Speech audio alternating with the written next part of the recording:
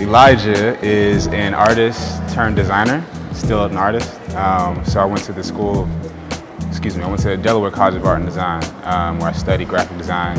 But I always say I wish that was a four-year college. That's where I got my associates, because we had to do everything. We had to go through all of the foundations: photography, graphic design, fine art, illustration, 3D, and it was like a really great experience. I think it kind of shaped me as an artist from the beginning. So I have my hand in a lot of different things: photography, video, painting, graphic design. I also am a vocalist when I want to be. So I like to do a lot at one time. I work on several pieces at a time, but that's kind of me as a person, just all over the place. My work as a designer a lot of times forces me to reinforce stereotypes or narratives that have already been in place, whether they be authentic or not, relevant or not, true or not. So as an artist, I like to flip that. I like to take narratives that have not been told or stereotypes that have been placed and challenge them. I like to tell stories that shape the world in a different way than we usually see them. So that's Elijah in a nutshell as an artist. Yeah. My most recent show was a presentation of Black Dove, which is the image of Aunt Jemima repurposed or reimagined. So basically, Nancy Green, who is the woman whose face we see as Aunt Jemima, I painted her, but the character Aunt Jemima has never been represented with an ear. So I presented Nancy Green with an ear and without any headdress. She's always shown with either a bandana or curls and maybe like a golden stud, like a little golden ball in her ear.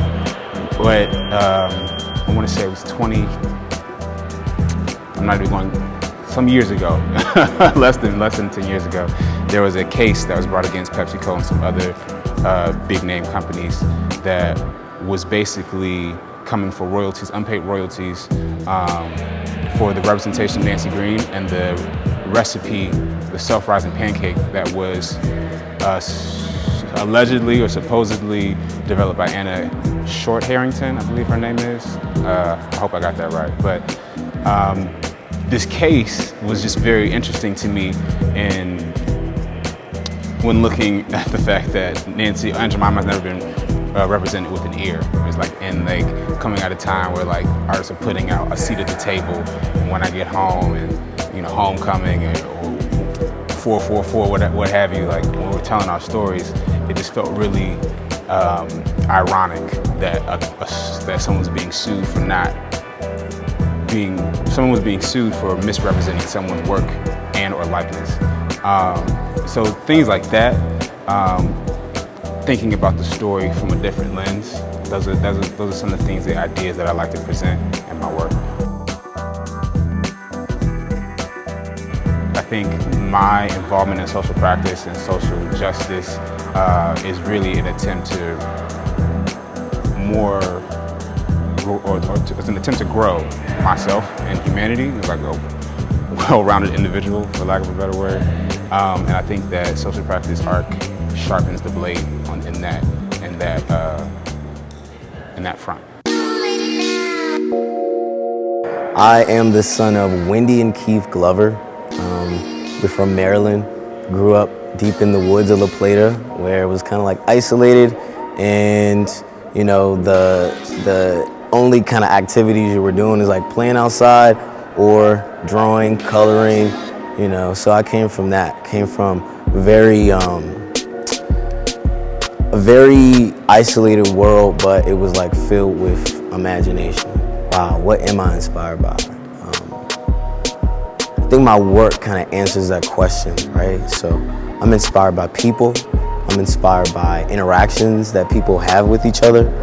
I'm inspired by like the quiet moments that aren't spoke about, this invisible energy that's like continuously moving around that, you know, is unaddressed. I'm inspired by love, my own like search for it, but also seeing it in other people and, you know, kind of having a general like love for people. So it's interesting. So before, when I was kind of just creating work from this space of not really knowing what I wanted to create, but knowing kind of what feeling I wanted it to have. So it kind of came from this this understanding that we're all individual like dots or like organisms moving on this giant planet in space. So it's like this continuous like grid on top of each other. And it's like energy exists like that. We all exist kind of in this space of being connected but not really understanding that connection. So a map puts things in perspective, right? Like it brings you from your own point of view to like a truth.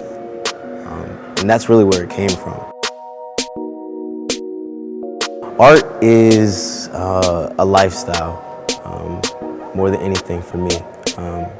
It's the places I go, it's how I get there, it's how I see the world kind of intertwining. So like I'm creating movement pieces and I'm creating these installations that are kind of these aesthetic parallel worlds that really are just imitations of real life experiences, but kind of put into the context of art so that people can digest them easier.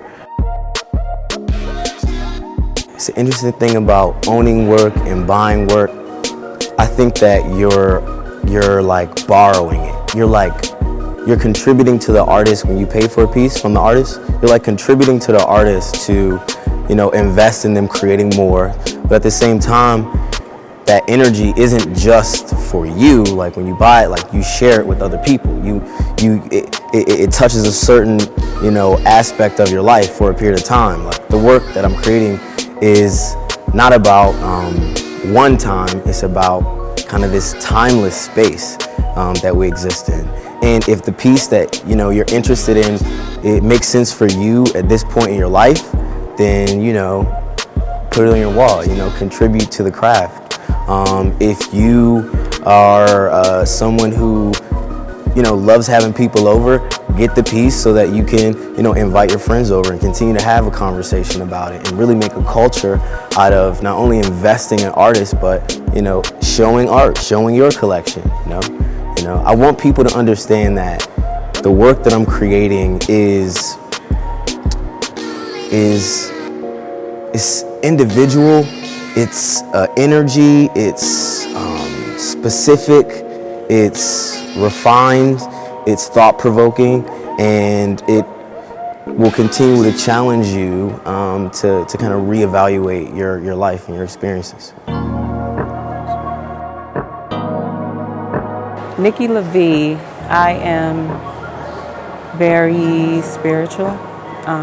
Before being an artist, I'm a mother. I have 2 sons. I'm a lover. I am a worker. I work for an organization in DC that mission is to prevent homelessness. So it's a very rewarding position, lots of hours. But as an artist, trying to balance my life with art is sometimes difficult, but as an artist, I think I try to promote to other women specifically who have children and a life outside of art to not feel bad about not being able to create when you want to. But as long as when you create, it's from deep within, it's from a place that is sincere, and it's a place that is real. And so that there, I think that keeps your passion for art genuine no matter what your life situation is. So that's me. I am that artist that tries to find a lot of balance in life and in art, and making sure that no one makes me feel as though because I don't create maybe as much as what's trending out here, that my passion is less than theirs. That makes sense. So that's me as an artist, yeah. My dad is an artist, actually, and I think it started there because he used to do a lot of painting in the basement when we were all together as a family. My parents are divorced. And so I would watch him in the basement, and I think that is my earliest memory of when I really became intrigued with art. You know, looking at him create a piece was very fascinating. Before all of the, I guess, progress videos you see now on the internet, that was my progress video, watching him in real time create a piece. And that is sort of when I fell in love with it. And I started at a really early age. I think I was probably 6 years old when he was doing that. And so I kind of took it from there. For me, I just think it's important to represent us as who we are. I do. I think we're very royal. I think we're very regal, strong. It's very difficult being Black. You know, the many things that we go through, we still stand tall, very tall. And we still influence a lot of different other cultures. So my work is to kind of show that, or to highlight that, opposed to the otherwise, you know. So a lot of my work will show our natural hair. A lot of my work will show our natural large features. So I think it's important for me as an artist anyway to make sure that I highlight how powerful we are as a people. And so my inspiration comes from Black people. A lot of my inspiration comes from Black people, so I think that's where it is. That's where all of that comes from. I think when people view my art, I just want them to be able to feel it, opposed to just seeing it. And I think that is a universal statement for all artists, but for me, I think if you feel it, then you connect with it and you relate to it. And you'll want to continue to see it because it may change your thinking positively, I hope, in whatever it is that you're going through at the time. And, you know, to go back to painting images of Black people that are strong, you know, if someone who's feeling weak looks at it and they can walk away from it feeling just a little bit stronger, that is rewarding to me. You know, that I think would be one of my accomplishments among many. So I would just want someone to be able to feel something really deep and positive out of my work, and to know that it comes from a deep and positive place. And hopefully, you know, that'll help them want to come back to see more.